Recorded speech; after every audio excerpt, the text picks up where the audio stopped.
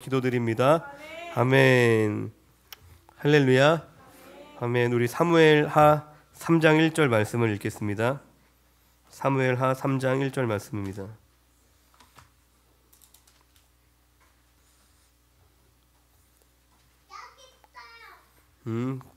잘했어요.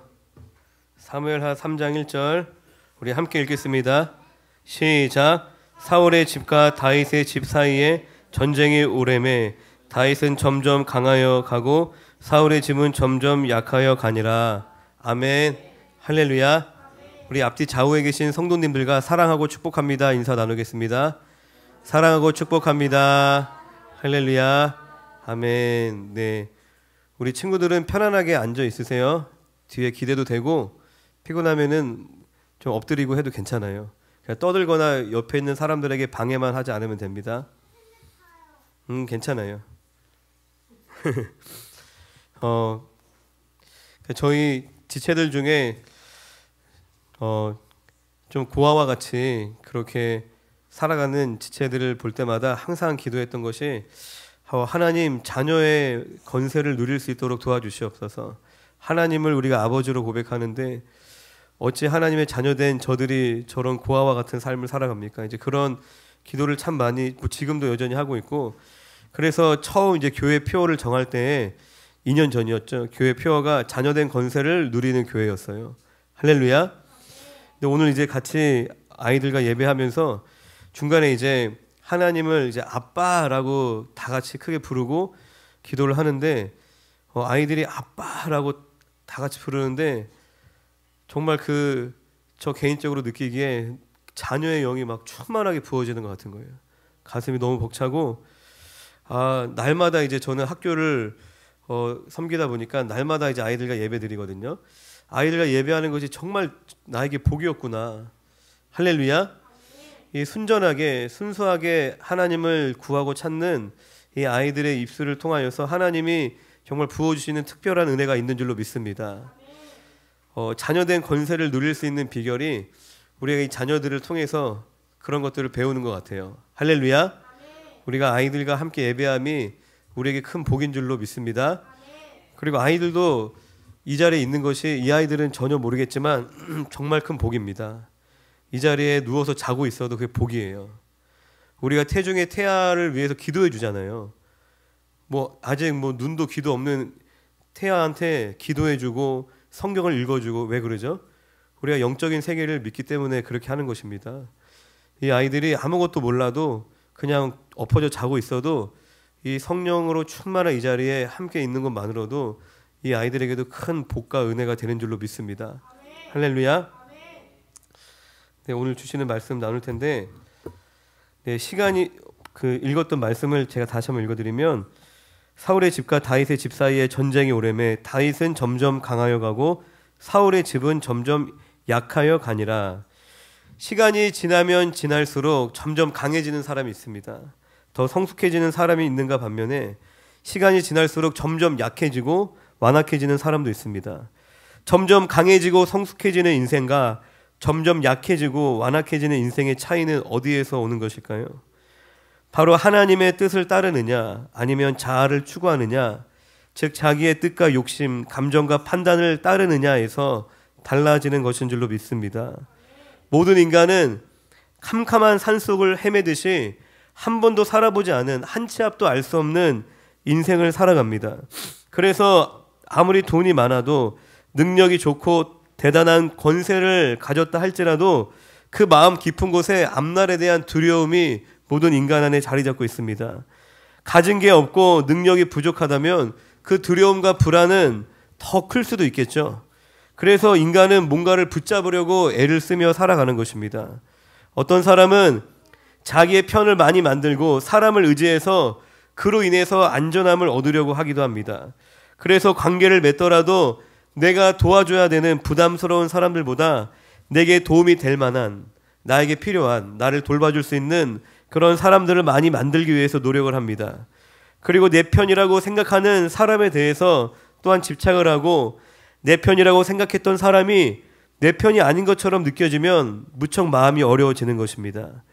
우리가 하나님을 의지함으로 평강을 누리고 사람은 사랑의 대상으로 바라봐야 하는데 이 하나님의 자리에 사람 또는 사람과의 관계를 올려놓은 결과인 것입니다. 그리고 어떤 사람들은 지식을 많이 쌓아서 그 안에서 안전함을 얻으려고도 합니다. 내가 가보지 않은 길이나 지금 내게 닥친 문제에 대해서 스스로 전지전능한 존재가 되려고 하는 것입니다. 가능한 한 모든 지식을 섭렵하여서 경어의 수를 다 파악하려고 합니다. 그래서 어느 정도 지식이 습득이 되고 파악이 되면 그 지식에 의존하여서 안심을 하게 되는 것입니다.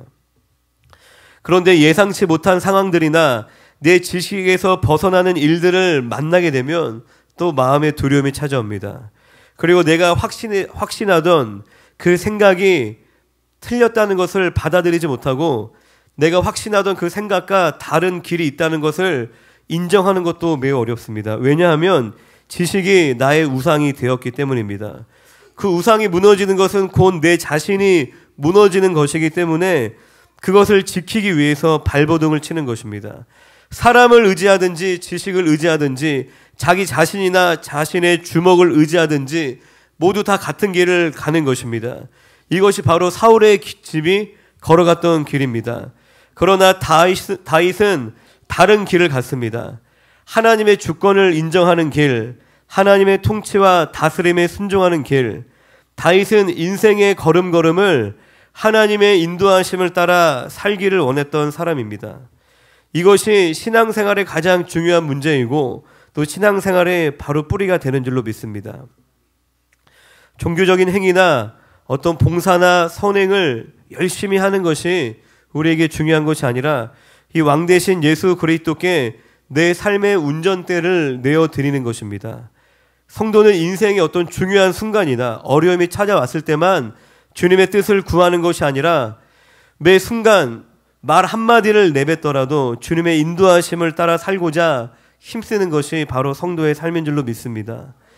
다윗의 인생에도 치명적인 실수와 죄악들이 있었죠. 그러나 하나님께서는 다윗을 내 마음에 합한 자라고 말씀하셨습니다. 다윗이 하나님의 주권 아래에 살아갔지만 이 연약한 인간은 얼마든지 실수하고 넘어지기도 한다는 것입니다. 하지만 하나님의 주권 아래에 살았던 다윗은 자신의 죄를 하나님 앞에 겸손하게 회개하였고 또 연약한 죄인이었지만 하나님의 은혜 안에서 살아갈 수 있었던 것입니다.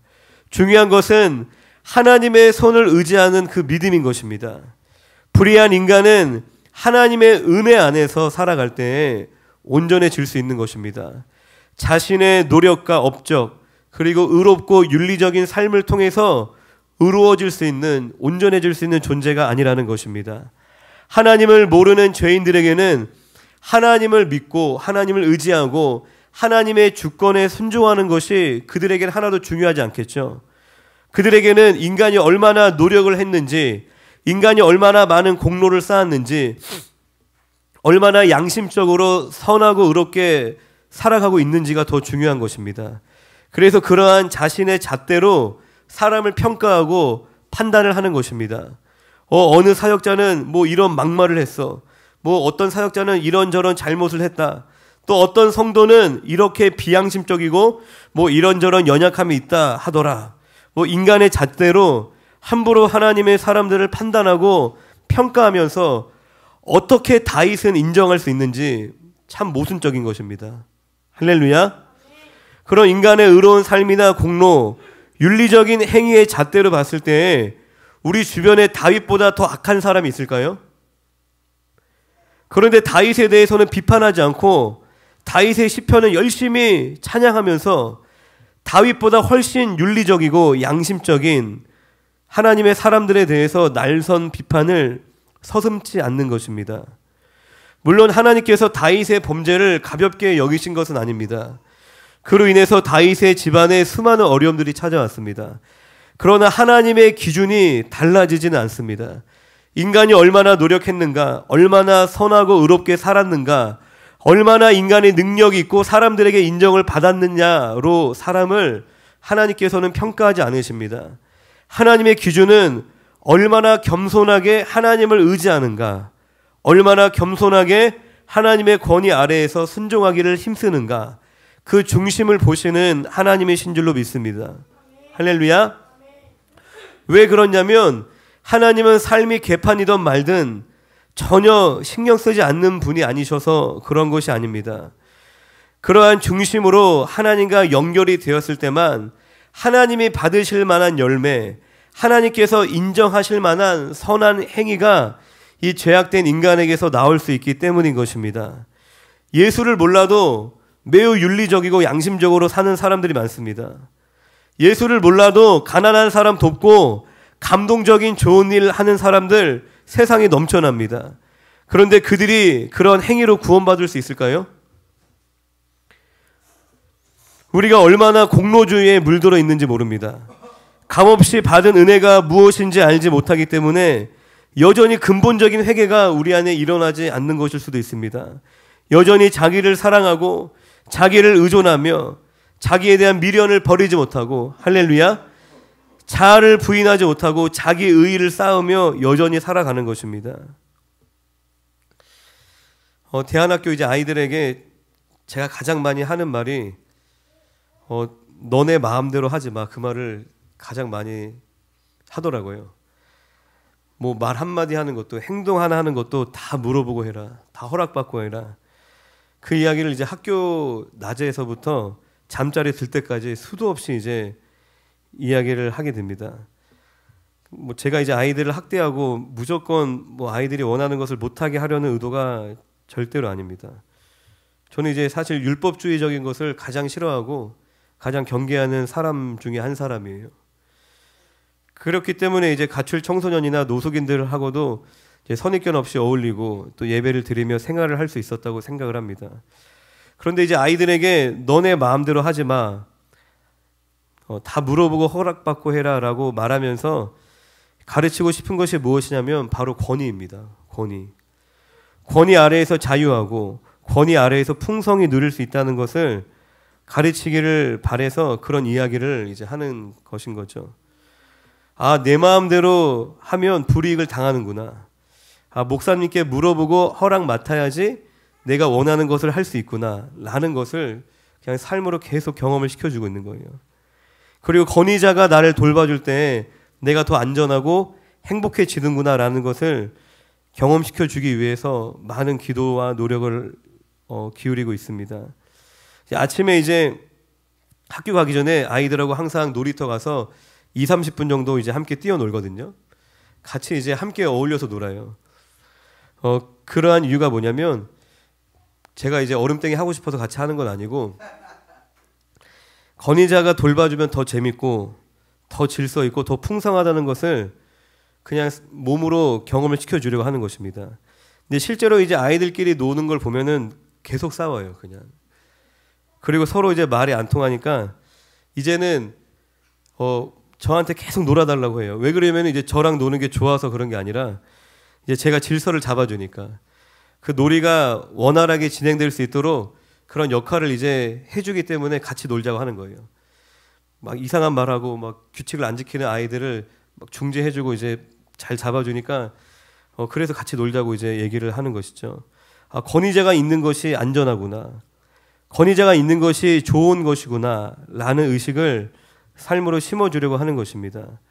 우리가 삶에서 이런 경험이 부족하면 하나님의 권위 아래에서 살아간다는 것이 무엇인지 이해하기가 어렵습니다. 그걸 삶에 적용하기라는 더더욱 쉽지가 않습니다. 권위자를 따르기보다 내가 독단적으로 판단하고 결정하는 것이 익숙하고 내가 법과 규칙을 어겨도 큰 불이익을 당하지 않고 살아왔기 때문에 하나님의 권위 아래에서 그 권위를 의식하며 순종하며 살아간다는 것이 굉장히 추상적인 것입니다. 그래서 우리가 눈에 보이는 권위자를 통해서 순종을 배우는 것이 매우 중요한 것입니다. 항상 권위에 불순종하며 인생을 살아가는 사람들의 변명은 뭐냐면 그 권위자가 불의하다는 것입니다. 나는 최선을 다했다. 나는 아무런 문제가 없어. 내 남편이 문제가 있어. 우리 부모님이 문제가 있어. 우리 직장 상사가 문제가 있어. 목사님이 이상해. 나라가 이상해. 대통령이 이상해. 이것도 문제고 저것도 문제라고 주장하면서 자신의 불순종을 합리화시키는 것입니다. 그 사람들은 감사합니다. 순종이라는 말 자체를 사실 이해를 못하고 있는 것입니다. 내 입맛에 맞아서 따르는 것이 순종인가요? 내 입맛에 맞아서 내가 납득이 돼서 따르는 것은 은혜예요. 할렐루야. 그 은혜인 것입니다. 여러분들이 머리 대신 예수 그리스도와 연결된 성도가 되기 위해선 눈에 보이는 몸의 질서에 순종할 수 있어야 합니다. 그리고 가정에서의 질서에 순종할 수 있어야 하는 것입니다. 순종은 내가 이해되지 않아도, 납득이 되지 않아도, 내가 원치 않아도 나를 꺾고 따를 수 있는 것이, 그것을 순종이라고 얘기하는 것이죠. 그것을 믿음이라고 말하는 것입니다. 한 번은 이제 제가 아내에게, 아내가 이제 빵을 시키는데 빵을 이제 먹다가 더 시키더라고요. 그래서 빵을 더 시키는 것 기도해 봤냐 이제 이렇게 물어봤어요. 그랬더니 굉장히 당황스러워하죠. 아니 내가 내 돈으로 빵 먹겠다는데 갑자기 시비를 거나 이 사람. 약간 그런 눈으로 이제 쳐다보더라고요. 그래서 물론 빵 먹는 것 하나도 하나님께 허락 받고 먹어야 된다는 것이 아닙니다. 그리고 하나님이 뭐 빵 먹는 것까지 하나하나 간섭하시는 그런 하나님이시라는 것이 아닙니다. 제가 이제 문제 제기를 하고 싶었던 것은 삶 속에서 하나님을 의식하며 살아가고 있는가 라는 것을 질문한 것입니다. 하나님은 당연히 우리가 맛있게 빵 먹기를 원하시죠. 할렐루야. 우리가 맛있게 빵 먹기를 원하시는 좋으신 아버지십니다. 그런데 하나님은 또한 우리에게 더 좋은 길을 예비하시고 우리의 삶을 통해서 영광 받으시기를 원하시는 하나님이신 줄로 믿습니다. 내가 말 한마디를 하더라도, 내가 빵을 하나 사더라도 내 삶을 통해서 하나님의 사랑이 전해지기를 원하시고 내 삶이 하나님 앞에 좀 더 정직하게 거룩해지기를 원하시고 내 삶을 통해서 우리가 다 해야 될 수는 없지만 하나님의 놀라운 섭리들을 이루어 가시는 줄로 믿습니다. 할렐루야. 그 토마스 선교사님 이야기 혹시 들어보셨나요? 그 자세히 기억 안 나는데 성경책 주면서 순교 당하셨는데 도착하자마자 근데 그거 주워갖고 벽제 발라서 예수님 믿고 거기가 교회 되고 나중에 평양대부흥이 막 일어나는 장대현 교회가 되고 그러니까 하나님의 섭리는 정말 놀랍고 우리가 깨어서 기도하며 성령의 인도하심을 따라 살아간다면 평범한 우리의 일상도 하나님의 뜻을 이루는 비범한 삶이 되는 줄로 믿습니다. 이렇게 하나님의 권위 아래에서 하나님의 인도하심을 따르며 다윗의 집안은 점점 강해졌고 사울의 집안은 그와 반대로 점차 약해졌습니다. 정치력이나 군사력 같은 다윗 개인의 능력이 좋았거나 다윗의 상황이 잘 받쳐줘서 점점 강해진 것이 아닙니다. 다윗은 반복되는 이야기지만 하나님의 주권을 인정하는 대리 통치자였기 때문입니다. 그래서 다윗을 통해서 이 전능하신 하나님께서 통치하셨기 때문에 모든 전쟁에서 승리하고 나라가 점점 강해질 수 있었던 것입니다. 우리는 내가 가진 능력이나 환경이 내 인생을 좌우할 것이라고 생각을 합니다. 물론 우리가 사회적 지위가 높고 내가 속한 영역에서 인정받을 만한 능력을 갖추었다면 많은 재물을 얻을 수도 있습니다. 그리고 좋은 집에 살면서 사람들을 부리면서 좀 더 편리한 삶을 살아갈 수도 있겠죠. 그러나 행복은 거기에 있는 것이 아닙니다. 할렐루야. 안타깝게도 행복은 거기에 있지 않아요. 진정한 행복은 선한 목자 대신 예수님을 따를 때에 주어지는 것인 줄로 믿습니다. 예수님께서 내 삶을 경영하셔야지 내 인생이 잘 되고 행복해지는 것입니다. 여러분들 처음 운전하는 사람에게 운전대를 맡기고 옆에 타면 얼마나 위험하겠어요. 얼마나 무섭겠어요. 안 타는 게 낫지. 그런데 우리가 인생을 다 처음 살아가잖아요. 인생을 처음 살아보는 서툰 내가 내 인생의 주도권을 쥐고 살아가는 것이 바로 그러한 모습과 같다는 것입니다. 우리와 함께 하시는 하나님은 우리가 처한 상황보다 더 크신 분인 줄로 믿습니다. 그분의 손을 의지하며 살아가는 저와 여러분들이 되시기를 주님의 이름으로 축원드립니다. 반면에 사울의 집안은 점점 망가지고 있었습니다. 사울의 집안에 일어나는 사건들을 통해서 하나님의 통치를 벗어나 약해져가는 그 인생의 모습을 살펴보겠습니다. 사울의 집 군사령관이었던 아브넬은 야망을 품고 점점 세력을 키웠습니다. 그런데 어느 날 이스보셋이 사울의 첩과 잠자리를 가진 이 군사령관 아브넬을 책망하였습니다. 이스보셋이 책망한 일은 정당한 일이었죠. 하지만 이미 실세가 돼버린 아브넬은 오히려 역정을 냅니다. 사무엘하 3장 8절을 같이 한번 읽어보겠습니다. 사무엘하 3장 8절 시작.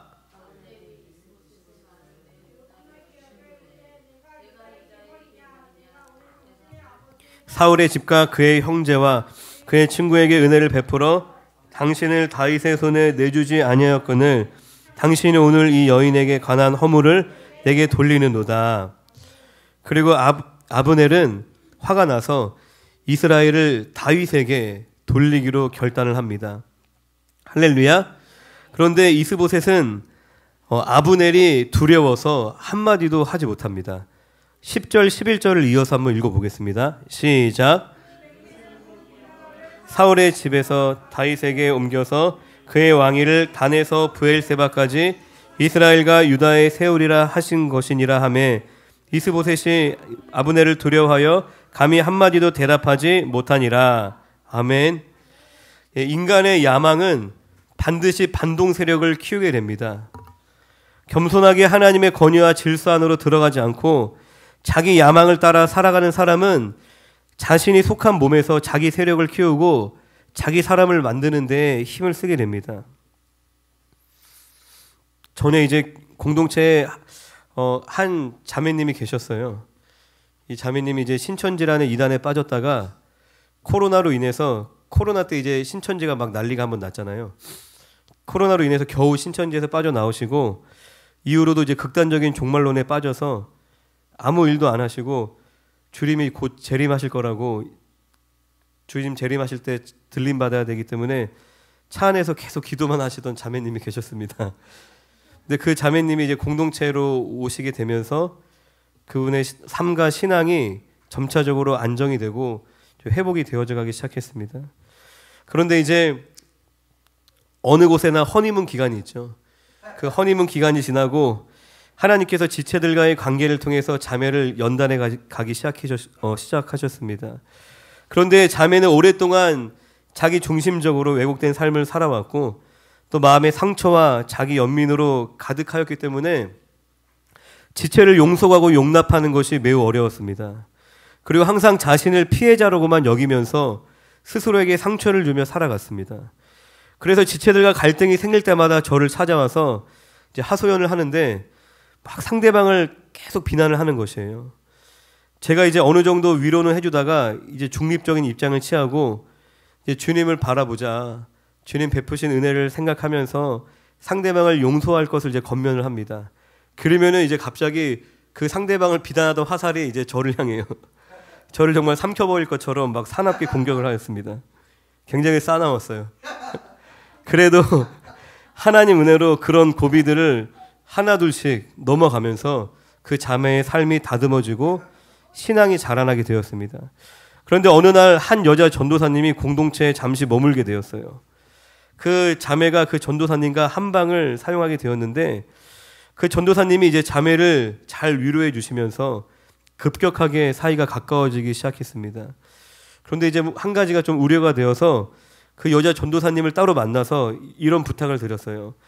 자매를 위로해 주셔서 참 감사하다. 그런데 그 자매가 지체들을 사랑할 수 있는 방향으로 지도를 해달라. 그리고 그 자매가 권위에 순종할 수 있는 방향으로 지도를 해달라라고 이제 말씀을 드렸어요. 그런데 아니다 다를까 점점 그 자매는 믿을 구석이 생겨서 그런지 태도가 점점 돌변하더라고요. 급기야 아무 이유 없이 막 저와 지체들을 비난하면서 그 여자 전도사님을 따라서 교회를 떠났습니다. 그리고 나서 얼마 지나지 않아서 그 여자 전도사님이 저를 찾아와서 그 자매가 자기에게 너무 집착한다며 부담스럽고 힘들다고 하소연을 또 하시더라고요. 제가 진짜 역정을 냈어요. 하여튼 되게 마음이 너무 안타까웠습니다. 그러니까 그런 거 같은 거예요. 철없는 자녀가 부모가 자기가 원하는 것을 들어주지 않는다고 이모에게 찾아가서 부모님에 대한 서운함과 불만을 이야기했는데 그러면 그 이모는 어떻게 해야 돼요? 잘 타일러서 집에 들여보내야 되죠. 그런데 그렇게 한 것이 아니라 함께 부모님 욕하면서 가출하게 만든 거예요. 물론 그 전도사님이 그렇게 의도하신 것이 아니라 나름대로 영혼을 돕기 위해서 최선을 다하신 것이라고 생각을 합니다. 그런데 권위와 질서 그리고 몸에 대한 이해와 훈련이 잘 안 되셨기 때문에 그런 열매가 맺혀졌다라고 생각을 합니다. 그리고 하나님을 의지하지 않는 권위자는 그 반동 세력을 다스릴 힘을 갖지 못합니다. 왜냐하면 하나님이 아니라 사람을 의지하고 있기 때문에 그 사람에 대한 두려움을 극복하지 못하는 것입니다. 이 인간적인 야망과 사람에 대한 두려움을 십자가에 못 박고 하나님의 권위 아래에 순종할 때에 하나님의 나라의 기강, 즉 가정과 교회의 기강이 바로 세워지는 줄로 믿습니다. 마지막으로 이 사건을 통해서 하나님의 또한 놀라운 섭리를 보게 됩니다. 이제까지 다윗을 대적했던 아브넬이 이제는 이스라엘을 다윗에게로 돌리겠다고 나선 것이죠. 다윗은 헤브론에서 7년 6개월을 기다렸습니다. 그리고 때가 되었을 때에 전혀 예상치도 못했던 방법을 통해서 온 이스라엘의 왕으로 세워지게 된 것입니다. 하나님께 자신의 인생의 경영권을 맡기면 하나님께서 내게 허락하신 그 비전이 하나님의 때에 하나님의 방법으로 반드시 이루어지는 줄로 믿습니다. 그리고 이 다윗은 자신과 적대 관계였던 이 아브넬을 위해서 잔치를 베풀고 그를 따뜻하게 맞이해 줍니다. 그러니까 하나님은 생각지도 못한 사람을 통해서 일하시고 또 다윗은 대적자였던 아브넬을 기쁘게 받아준 것입니다. 그러니까 자신의 삶의 경영권을 하나님께 맡긴 다윗은 자신의 사적인 감정보다 하나님의 일이 이루어지는 것을 중요하게 생각한 것입니다. 그러니까 하나님의 뜻에 순종하기 위해서 불편한 관계에 있는 사람도 기꺼이 포용을 하였던 것입니다. 할렐루야. 특히 한국 사회는 서로 관계가 틀어지고 감정이 상하면 함께 일도 못한다고 합니다. 서양 사람들은 개인적인 관계는 관계고 아무리 사이가 안 좋아도 일은 같이 한다고 하더라고요. 그런데 한국 사람들은 관계가 틀어지고 감정이 상하면 같이 일도 못한다는 거예요. 결국은 하나님의 권위 아래 순종하는 삶이 아니라 내 삶의 경영권을 내가 쥐고 있기 때문인 것입니다. 이어서 바로 등장하는 요압이 바로 그러한 인물이에요. 이 전쟁터에서 돌아온 요압은 자신의 원수인 아브넬이 평안히 다녀갔다라는 소식을 듣고 매우 분개를 합니다. 왜냐하면 이 아브넬이 전에 이 요압의 동생인 아사엘을 죽였기 때문입니다. 그래서 자신이 섬기는 이 다윗 왕의 뜻과 상관없이 이 요압 장군은 아브넬을 유인해서 살인해 버립니다. 동생을 죽인 원수에 대해서 상한 감정을 가지는 것은 어쩌면 당연한 일인 거죠. 내 동생을 죽인 원수에 대해서 상한 마음을 누구나 가질 수 있습니다. 그러나 하나님의 권위 아래에서 그 상한 마음을 처리하지 못한 것입니다. 무조건 참고 무조건 용서하라고 강요하시는 하나님은 아니십니다.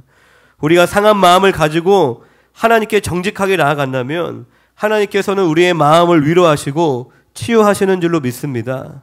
그리고 더 나아가 우리가 미워했던 마음을 회개하고 용서할 수 있는 힘을 달라고 기도하면 하나님께서는 용서할 수 있는 힘도 주시는 하나님이신 줄로 믿습니다. 그러니까 미움 자체가 문제가 아니에요. 미움 자체가 문제가 아니라 그 미운 감정을 하나님 앞에 가지고 가지 않은 것이 문제였다라는 것입니다. 할렐루야. 이 상한 감정은 반드시 복수심으로 연결이 됩니다. 이 복수심이라는 것이 꼭 칼로 찔러서 살인하는 그런 끔찍한 일로서만 나타나는 것이 아니라 눈에 보이지 않는 작은 일로도 이 복수심은 표현이 됩니다. 예를 들어서 말 한마디를 하더라도 차갑게 얘기하고, 할렐루야. 그리고 다른 사람과 차별해서 대하고, 그리고 다른 사람에게 그 사람에 대한 험담을 늘어놓는 이러한 행위들이 다 복수심에서 나오는 것입니다. 할렐루야. 요한일서 3장 15절에는 그 형제를 미워하는 자마다 살인하는 자니 살인하는 자마다 영생이 그 속에 거하지 아니하는 것을 너희가 아는 바라 라고 우리에게 말씀을 하십니다. 내 안에 제어되지 않는 미움이나 복수심이 있다면 우리는 다시 한번 거듭나야 하는 줄로 믿습니다. 다시 한번 십자가 앞으로 나아가 이 구제불능인 이 병든 자를 십자가에 못 박아야 하는 줄로 믿습니다. 우리가 그렇게 겸손하게 회개할 때에 또 주님의 은혜가 우리 안에 풍성하게 부어지고 우리의 삶이 아름답게 세워지는 또 은혜를 허락해 주시는 줄로 믿습니다. 우리 함께 합심하여서 같이 기도합시다.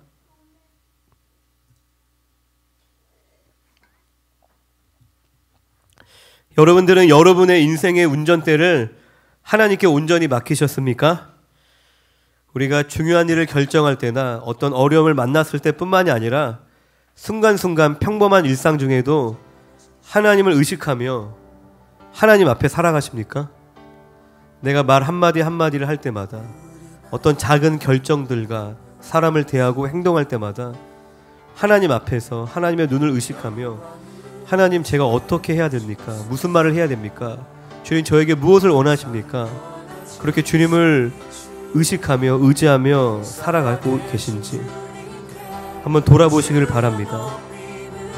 만약에 우리의 야망이나 두려움이 내 삶의 주도권을 잡고 있다면 우리의 인생은 사울의 집과 같이 반드시 무너져 내리는 것입니다.